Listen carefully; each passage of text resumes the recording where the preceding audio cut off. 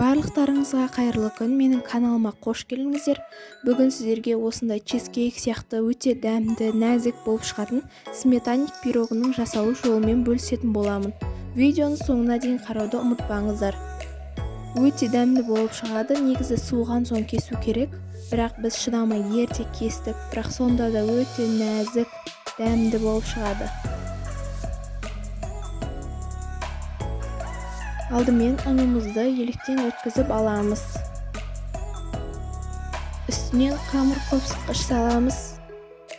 Тоңазытқыштан шыққан сары майымызды саламыз. Барлығын өлшеп істегендеріңіз дұрыс. Осылай бөліп салып аласыздар. Сосын үстінен қантымызды саламыз. Үшеуін араластырып отырып, қолымызбен осылай теркадан ұнға аунатып отырып, крошка жасайтын боламыз.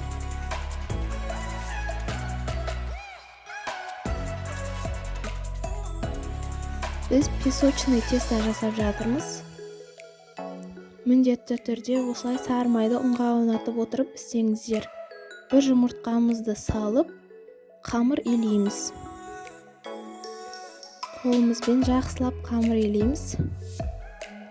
Қамыр қолға жабыспайтын керемет болып шығады. Жұмыс жасауға өте ыңғайлы, көріп тұрғандарыңыздай. Сосын оны өзіміздің формамызға екі бөлікке бөліп орналастырамыз. Бірінші осылай астына қоямыз. Сосын үсті жағына, жан жағына істеп шығамыз.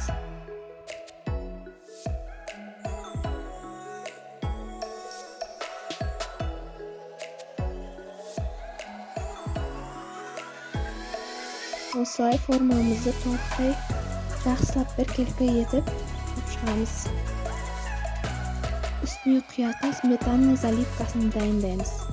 Ыдысқа қаймағымызды салып аламыз. Үстінен қант саламыз.